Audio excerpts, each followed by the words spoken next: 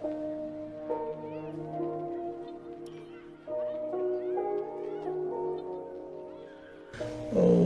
going on, guys? Player Junior, and welcome back to another F1 2020. I know it's been a while since you've heard my voice, but welcome back in, everybody. And as you can see in the background here, we did have a driver changeover. So this was pretty interesting for me, as I've been waiting for this for some time, honestly. Like, I can't explain to you how long I have been waiting to change Ghietto out. It is absolutely redonkulous.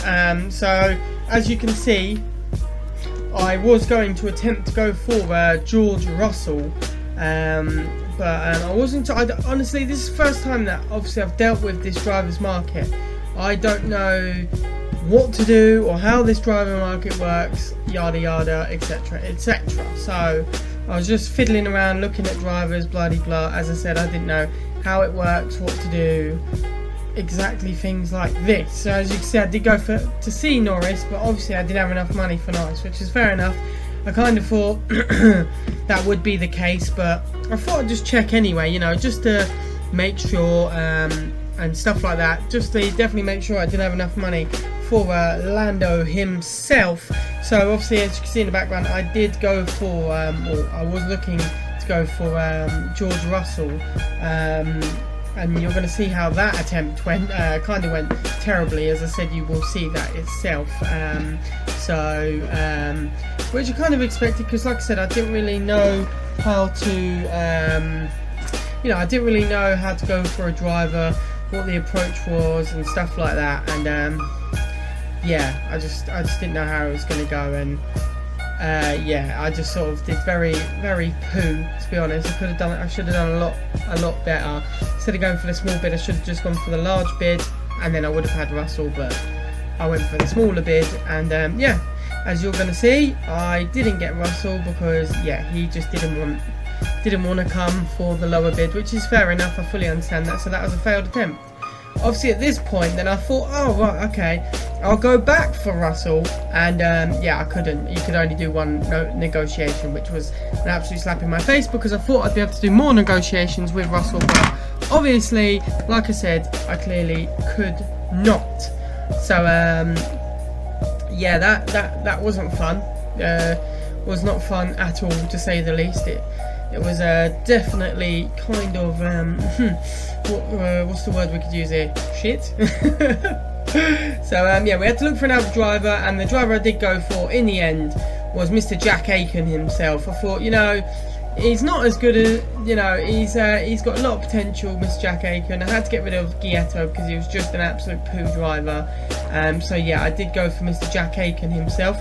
Obviously, I could have gone for a better driver, but I just didn't have the cash at the time, so I need to make sure when picking my sponsors, I'm picking sponsors that do bring in the extra load of money, as we could say. But as you can see, Jack Aiken is a little bit better, so I thought, why not? Let's give Mr. Aiken his chance at our team. So yeah, obviously you have the low risk, medium risk, high risk, and obviously I went for the medium risk. I didn't want to, you know, make him feel shit at all, but no, he was very happy with the medium risk, and he lapped it up. And yeah, we have a new driver in our team, Mr. Jack Aiken. So we're going to see how he does, as it is next. The next race is the big one, which is the British Grand Prix at my home ground of Silverstone, or Silverstone, whichever way you like to pronounce it. I've heard people say Silverstone, I've heard people say Silverstone. For me, it's Silverstone, but that's an argument all by itself, you know.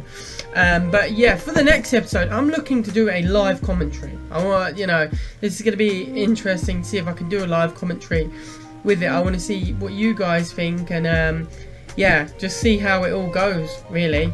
I know that it's going to be pretty interesting, but yeah, this is obviously the way I recorded the videos, is I commentate after the race, but I'm going to see how live commentary does next race. I know it's a stab in the dark, but we're going to see. We're going to see how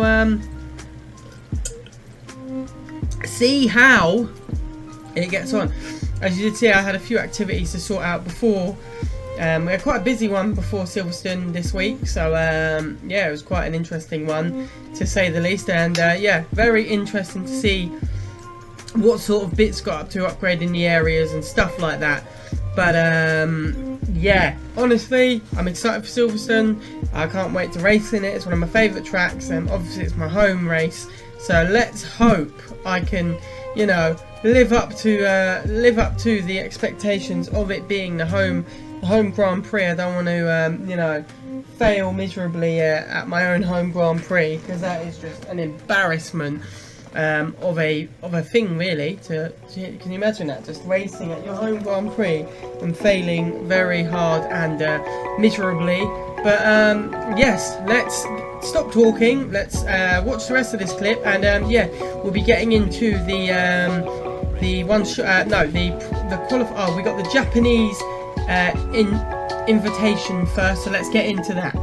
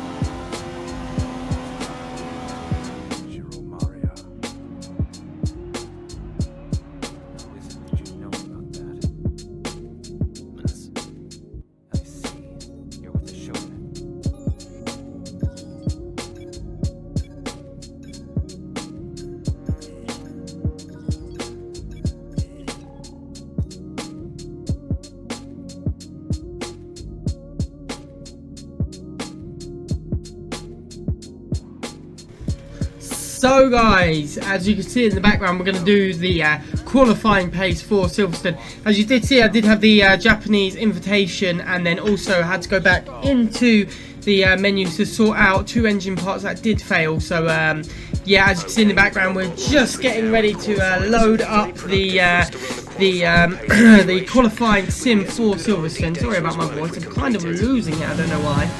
But yeah, as you can see us in the background going through the qualifying sim at Silverstone, which which is obviously, like I said, my home Grand Prix, so I didn't want to sod this one up. As I said, home Grand Prix, this is the one that everyone gears up for. You know, as a British driver, this is a track you really want to sort of perform at, should we say. But yeah, I did the Japanese invitation, which is very good for money, get a little bit of extra cash under our boots whilst just doing a silly little invitational thing. And I don't really get why nobody would want to do that. But Silverstone's a bit of a dodgy track. Not really a dodgy track, should I say. More of an interesting track, because obviously it has its speed, it has the quick corners, and then also it has its technical corners, which is something that, you know, isn't new to me now. But over the series, as I have noticed, I've been getting better at my quality of driving. So yeah, like I said, Silverstone's definitely a track I wanted to perform well at, and yeah, as you can see in the qualifying sim, I absolutely am hammering it in the qualifying sim. No worries there at all, to be honest. And I wasn't worried. I just felt at home, which is all you can ask for when you're at Silverstone. Is yeah, just to feel at home. And yeah, I definitely did. I felt at home. And yeah, as you did see, I have gone back to the orange and black colours, and this livery that I have created is probably one of my favourite ones. Very simple but very effective, and yeah, combining two of my favourite colours, which is black and orange. So cannot complain, with a hint of white in there just to spruce it up there. But yeah, as you can see, I'm absolutely dominating the qualifying sim. Nothing to worry about here. No hiccups with the car. The car just felt like it was performing at optimal level. Like I said in the other races, it's been doing so well, and yeah, can't complain, been doing extremely well. And yes guys, after this we will have a short interview, I believe, and then we'll be getting into the one-shot qualification. Very good job indeed. We got a lot of valuable information out of that.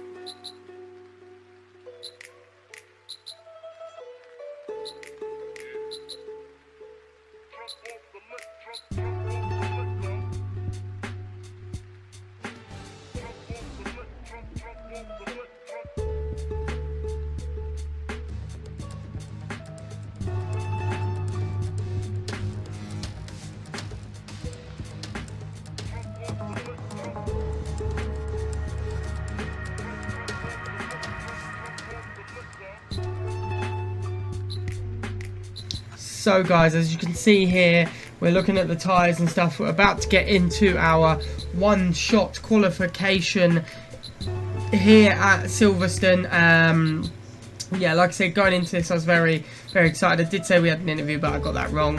But yeah, going into this qualification here, feeling positive, nothing to worry about. This track is you know, I kind of know it like the back of my hand now, so I wasn't really worried about it. I definitely was very confident in that I could get the P1 because of how quick my car was, how quick I was driving around the track, and how confident I was around the track also. So for me, this was not a big worry. It was just making sure that I did what I could do, and just make sure I could just see out what I definitely could see out what I needed to do at Silverstone, to be honest. You know, like I said, this car's definitely got the pace. And when I finally can afford a better driver, then you're going to see that. But obviously, Jack Aiken's new to the car, so I wasn't expecting him to pull out all the stops on his first race, to be honest. But I was expecting a little bit better than what Gietto was doing.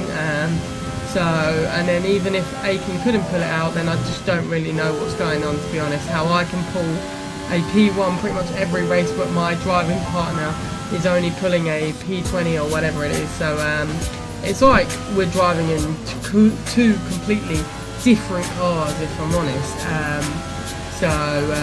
But yeah, as we do come round now, obviously coming up to this beautiful corner here, following it around, and coming up near the start line here as we come around to this little S-shaped corners, as you can see, following it around. And following around just one more time there, coming around to the finish line here.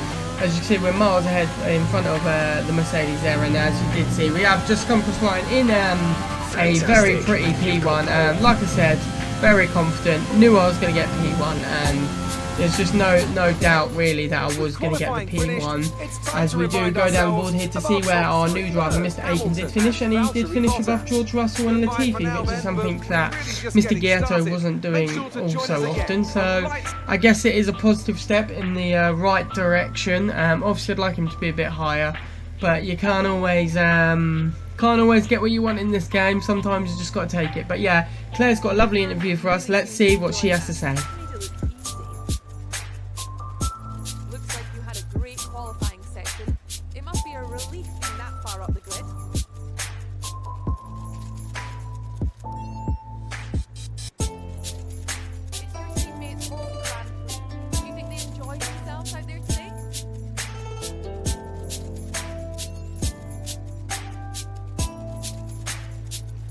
Appreciate your time.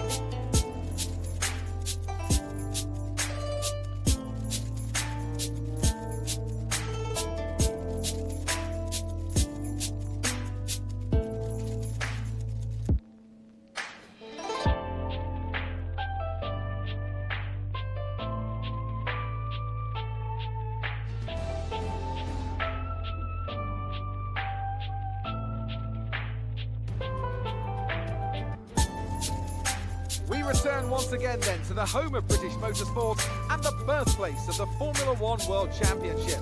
It's race day here at Silverstone, and it's time for the British Grand Prix.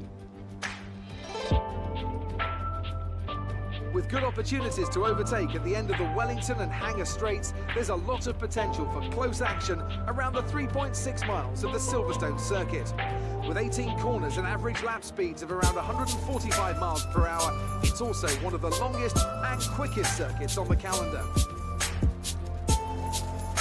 Anthony Davidson is alongside me as usual for the race today. Can we talk about Mercedes? What do you make of their performance so far this season? Well, the atmosphere within that team seems very positive at the moment. Everyone seems like they're in great spirits and having a lot of fun doing what they do, and that's definitely contributed to the performances we've seen.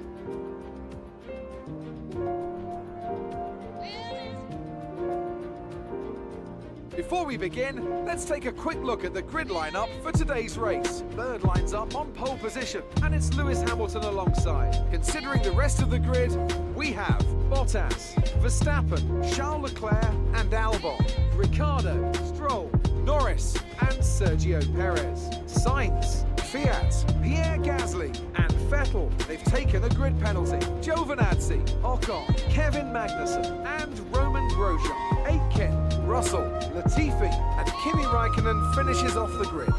Now, it's almost time for lights out, so let's go down to the track.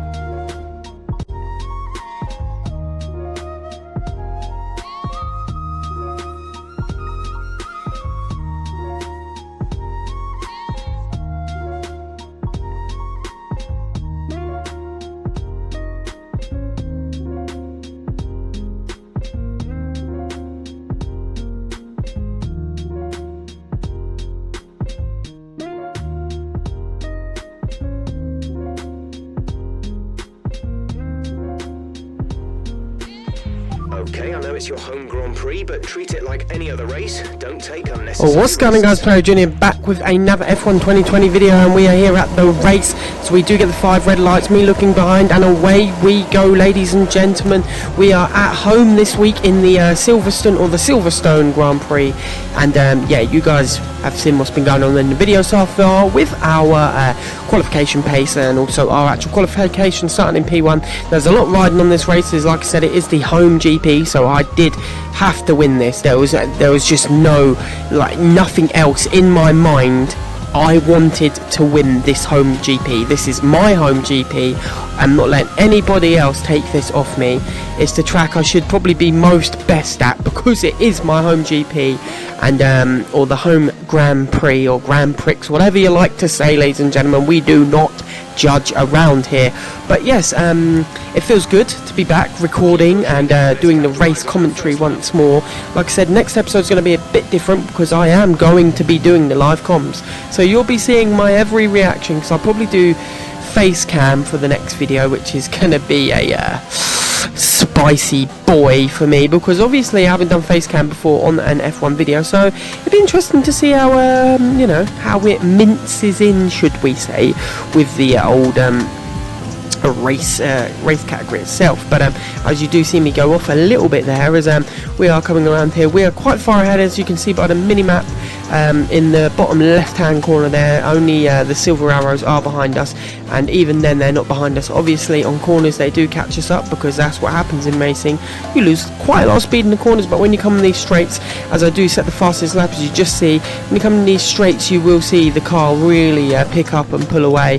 As you can see, the silver arrows dropping behind, but I know that any money right now, when we come into the corner, they will catch up. But as soon as we get back on the straight, we'll be pulling away once more. But yes, the car has been performing absolutely amazingly. As you did see at the start of this episode, we had a few bits to swap around, and yeah, obviously we did get a new driver in, Jack Aiken, as well, which is a surprise. You know, it's nice to have a new driver on board. Ghietto will be missed, like I said before, it's annoying because he didn't be able to put the car to its full potential, but you know, these things happen in F1, and drivers can't always get the full potential out of the car. So maybe the car isn't as good as I think. I'm just a good driver, and I guess I do look better and miles better than the competition, because I am on an easier difficulty. So next season, when obviously we do change the AI's difficulty and also putting a realistic damage on, it's going to be interesting to see how that plays out for me, and how, you know, how the competition's going to be. Is the car as good as I believe it is, or when I become on a more, when I put on a more difficult AI, will it show that actually actually the car is poo? So we will definitely find out in the next season, as we are ploughing through. Obviously we're still quite a way off yet, so yeah, just I guess I should just enjoy being in P1 quite as often as I am, and next season, when obviously I'm not, I can't really cry about it, because I've had all of this season in being in P1 and as looking as good as I have been. As you do see, DRS is now enabled, so it's going to be interesting. That's if anyone gets close to me, to be able to unleash the DRS, and that's if I get close to anyone to unleash the DRS. So yeah, at the moment we're having quite a smooth race, nothing to worry about really. You know, obviously the biggest concern is obviously it being Britain, so you just don't know whether the weather's going to change at any point during the race, as this race obviously does consist of the old 13 laps, should we say. So that's going to be pretty spicy boy, if you ask me, as we do go quite wide there on the left, as we do come around there, and yeah, as you can see by the mini map in the bottom left hand corner, as I said before, we are absolutely storming ahead. There is nobody near us. The car is way ahead. You know, this car, like I said, has been absolutely performing out of its mind, so I cannot complain, to be honest. So yeah, but yeah, so the race is amazing, and yeah, so sorry, lost trail of thought there. But yeah, the race has been amazing. The car feels amazing. I'm obviously going through all my systems here, making sure everything is running as smoothly as it possibly can be. You know, I don't want the car to sod up now when we're doing so absolutely amazing as we have been doing. So it is something to definitely admire here. Nobody near us, like I said before. The car is just crazy strong.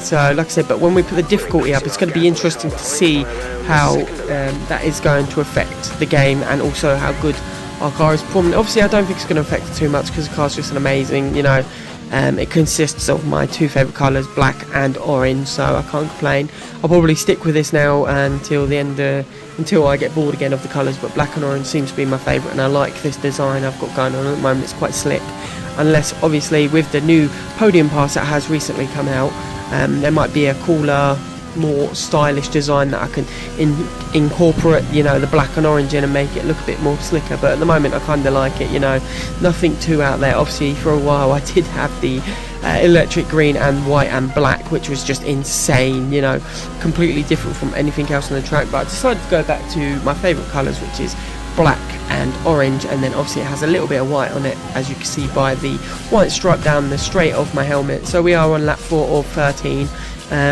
so this is still quite a way to go yet for any action, any action to happen, if it does happen, which I'm sure it will, because obviously this is the British Grand Prix, and in these sorts of GPs it is just absolutely insane. So it's better to, you know, not jinx it, as we like to say.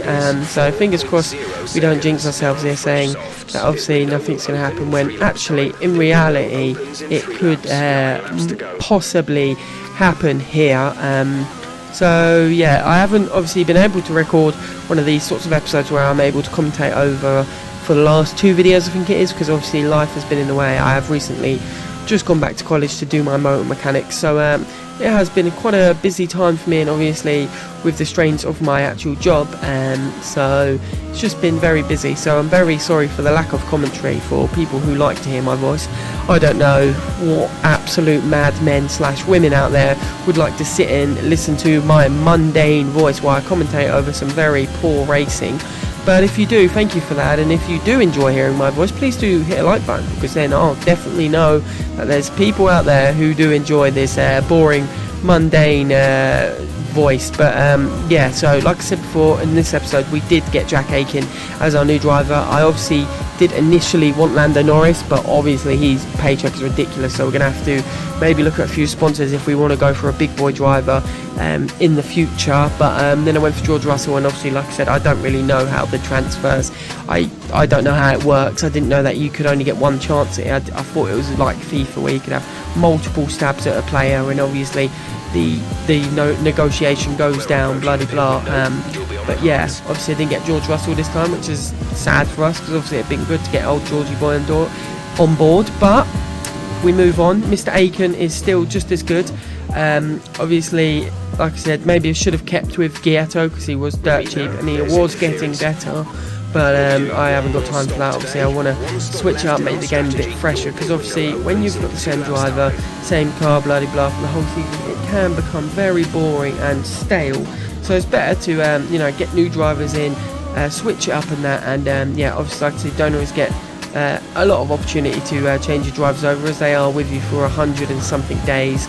So it certainly is interesting to say the least, as we do absolutely hammer it through there. Crowd going wild. Obviously at the moment with the real F1 there's no crowds because of COVID, unless I think it was last week you had a few in the last Grand Prix. There was a few fans, so slowly filtering them back in. But with the looks of how COVID's going to be going, I don't think they're going to be back full strength anytime soon, which kind of sucks, because I'm sure for an F1 driver the whole thrill of getting a win or being on a podium is to be able to see your fans screaming your name or waving your flag that represents your country.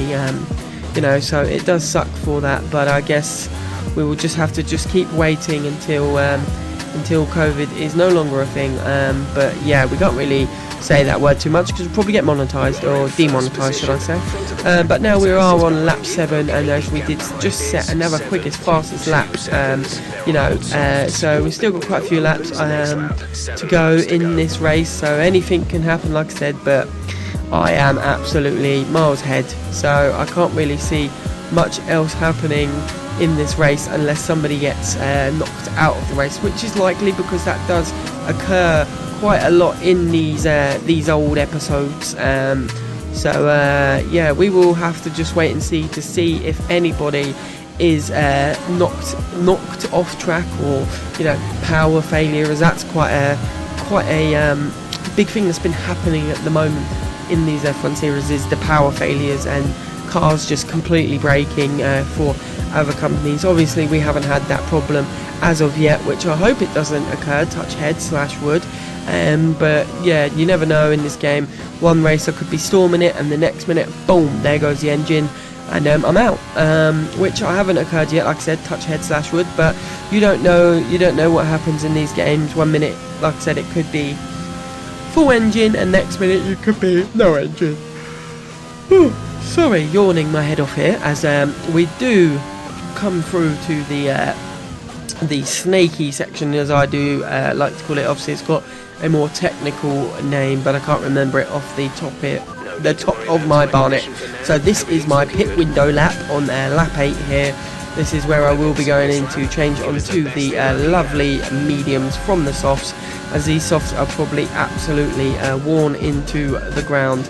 But as you can see by how far I'm ahead, I don't really need to worry about much when I do go into the pit. As you just saw Lewis Hamilton falling down the leaderboard, so I do believe he has pitted this lap, so very interesting strategy there by Mercedes to pit Lewis so early on. But I guess that is what they have to do, because I'm sure Bottas is probably going to pit in this lap, so I guess get him in early. And whereas I think our team's gone for the other option, which is to get Aiken in after I have pitted, which is another ballsy strategy, because it doesn't give Aiken much time to get up the leaderboard. But you never know with these things, sometimes they happen, and I'm just very fortunate to be able to be the #1 driver, so I will always get first pit. I can't complain too much about that. It's going to be interesting when I get a better driver in, like someone like Norris, or if we're talking even further up, I know he's not the best in real life at the moment, but Seb Vettel, unless he retires, to see if they take over the #1 driver spot, as I'm sure they won't. But as you can see, us coming into the pit lane here, slowing down just to make sure we're within that speed limit. This is the only thing I hate about Silverstone / Silverstone, whatever you like to call it, and it has a long ass pit, so you have to keep driving for so long before you even get to your team. As you can see, the Renault, is that the Renault or somebody else there? I think it was the Mercedes garage getting set up to receive someone, as we do see our Kellogg's cornflakes team here speeding through, as they do a very quick pit, in my opinion. That is just absolutely insane by them, as we are now absolutely hammering it out of the pit to make sure we do keep ahead. As you can see, we do drive massively off track there. I think we had our foot on the old accelerator a bit too much there, but it does happen, especially when you're not paying attention like I was just then. But yeah, you've got Lance Stroll just ahead of us, so I do believe he needs to pit. So we will be sliding back straight into our P1, which is where we was before we had to pit. So it's honestly no problem for me here to think, oh god, we've lost our P1 Stroll, but we haven't, because honestly Stroll's still got a pit, so it's not such a big problem for us, as we do come round now to the right hand side with Stroll just ahead of us. But like I said, he's still got a pit, so I can't really complain with obviously his pit or anything like that, because I know he's still got a pit, so I'm not too fussed or worried by that factor, should I say. So yes, Mr. Stroll, Daddy Stroll is like, son, you've got to come into the pits, and he's like, but Dad. But yes, anyway, Mr. Stroll is going in, as you can see him veering off to the right there down the pit lane, as we do reclaim our P1, which is rightfully ours. But yeah, as you can see by the leaderboard, it's a bit odd with Ocon in third, but that will all change, as they still do all need to go into the pit lane. As you see teammates in the pit, which is obviously, as we do take out the sign there, for advertisement there, or the speed sign, should I say. So you're going to have to replace that. As you do see, Charles Leclerc is out, so let's see what happens to old Leclerc boy here. He's coming up to the pit lane, and he just seems to lose power. Obviously, until we get realistic damage on, this is all we are going to get, which is a power loss. But it's okay, as we do get back to our race here on, obviously, lap 10, 3 laps remaining. I think, to be honest, this is quite a sewed up race. We knew at this point when recording that, nothing was going to be able to get us. This was our race to basically lose, should I say, which, I didn't think. I thought the only way we're going to lose this is if we spin out, or we just like completely pelt into the wall, because even though realistic damage ain't on, you could still absolutely buckle your tyres, I do believe, or at least do some severe damage to your car to get you out of the race. So yeah, obviously we've been absolutely hammering it here, and you know, like before I said before the race, you know, there's nothing for me to worry about here. It is our home Grand Prix, and I wasn't really worried about anything that was gonna get in our way, should we say, of all this stuff going on. We just had to concentrate on what we needed to do, and that was to win the race. And you know, like I said, nothing to worry about. We always knew we was going to win it because we had the confidence and stuff like that. So as you did see, we just drove past Mr. Leclerc himself in that Ferrari. Obviously the Ferrari's performing better in game than it is in real life, which is sad to see. Obviously Ferrari being such a big name in the car and F1 community, it is a shame to see it flopping as much as it has been.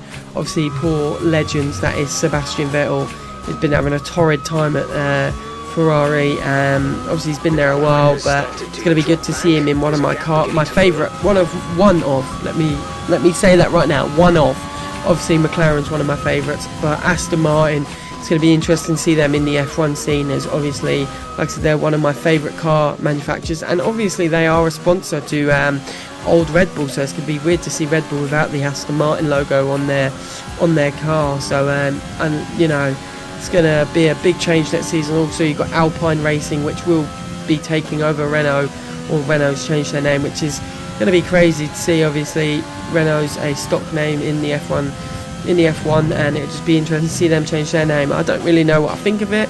Like I said, it's going to be weird to see when, you know, when it does get changed. It's going to be strange to see that sort of occurrence, do you know what I mean? To see different names on the board, but it's going to be good. Obviously I feel sorry for Perez not leaving Racing Point, but sort of getting hoisted out of Racing Point for Vettel. But I guess when you're in Racing Point's position, you want to win, so you're not going to turn down Sebastian Vettel if he comes knocking at your door, to be honest, are you? And then we always knew it would be Perez rather than Stroll, because obviously Stroll, his dad owns it, so you know, we always knew it was just going to be a matter of if Vettel was going to go to Racing Point or Aston Martin, and yeah, obviously he did, so no surprises there really. As a Sebastian Vettel fan, I'm stoked for him. I think, you know, he's going to smash it, but yeah, it depends obviously if the Racing Point car is going to be up to scratch like it has been this season. Obviously not forgetting that Mr. Alonso is coming back as well to race for Alpine, so it's going to be interesting to see how he does. Obviously an older face, but I feel like he's just going to settle back in and smash it like he always does. But yeah, I just hope that next season it ain't as dominant by Mercedes as it is this season, because obviously it's going to be a bit boring. Well, it is boring at the moment, because you kind of know it's going to be a Mercedes P1, P2, and then maybe a Red Bull slipping in. But yeah, when the race obviously does have a major fault like it did, then yeah, obviously it makes it exciting. But most of the time, you know, if there's no faults, it's a P1, P2 for the Mercedes, and then a Red Bull, or maybe a shock McLaren in behind. But yeah, a lot of the time it is a Mercedes P1, P2, because Hamilton is so freaking consistent, you know. And I feel like somebody needs to place that question on him in an interview. Yo, Hamilton, why the hell are you so freaking consistent? And then he can tell us his secrets. As we do come round now to the final lap of the race here at the British Grand Prix, like I said, there's been no worries or contesting for this spot. This is my home race. I'm expected to win this race. If I don't, then it's just an absolute shambles on behalf of me and the team, to be honest. So I was kind of like, well, I'm not worried, because this is my race, my home Grand Prix. I'm not going to lose. Simple as that. So it's a shame. Obviously I would prefer a tighter race, but I guess at the home Grand Prix you've got to show up for the spoilers. You do see the old fuel light flashing away there saying I need more water. Obviously it is very thirsty, but at this moment in time I'm just concentrating on dragging this absolute machine across the line. to obviously get the older P1, P2, or no, P1 should I say. It's going to be interesting to see where Mr. Aiken finishes on his first race for biblical racing. So it's going to be interesting to see where he finishes. Anywhere just above 20th is going to be amazing for me, because obviously we're so used to seeing Gietto in 21st, 22nd, or 20th. Even if he's at 20th, that's not a loss, or it's nor a gain either. So yeah, as we do come round now to the final straight here for the win, and we go across the line there. As you do see, we have got the old P1 there for the biblical racing. As you see, Kimi Räikkönen is driver of the day, which is a shock really, but not a shock because obviously he's a legend. So as you can see, the team is stoked with the old victory there. It is a new logo as well, as you guys saw as well, but it's so good to get a win at the home Grand Prix. This is the one racetrack on the calendar where I'm like, I have to win. I just think the new colours look so clean, as I'm sure you can agree there. It is looking very, very good, and yeah, just the team is done absolutely amazing. Nothing to sort of worry about there, as you do see old Danny Rick climbing out of his car there with his... I love his helmet. I love Danny Rick's helmet. It's a very cool helmet. As yeah, we do get a loading screen. Lovely jubbly. But yeah, we will. This loading screen should shortly be finished with a podium, I do believe, to see my beautiful body on the podium with the other drivers. And yeah, it is a Mercedes 123, which is no surprise really. I'm just used to it by now. Hamilton and are like, yep, this is normal for us. Let's spray each other, as they do pull away further in the old drivers championship, the constructors championship, and obviously I'm in the lead of the drivers championship. So yeah, it's been an absolute race for us today, as we do get the race results here, as we do scroll downward to see where Mr. Aiken finished, and he finished in P20, which is no different to Gietto, so no change really, which I wasn't expecting. I wasn't expecting Aiken to come in and set a P6 or something absolutely monumental like that. But yeah, we do have an interview with Claire, so let's see what she has to say.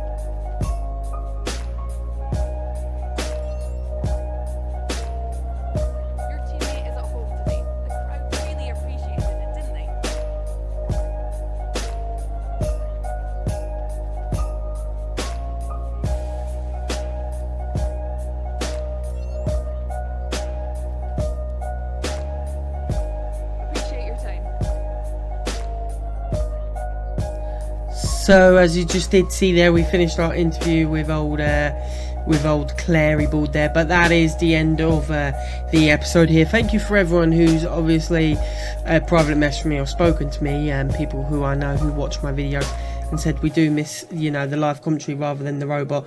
I know obviously the robot was only a part-time thing. It was just for a bit of fun for a little while, and I wanted to see what you guys' opinion was, but obviously not as good reactions as I thought. But yes guys, this is the end of the video. Thank you for watching. I've been Player Junior, and I'll see you dudes and dudettes in the next video. Peace guys. Woo!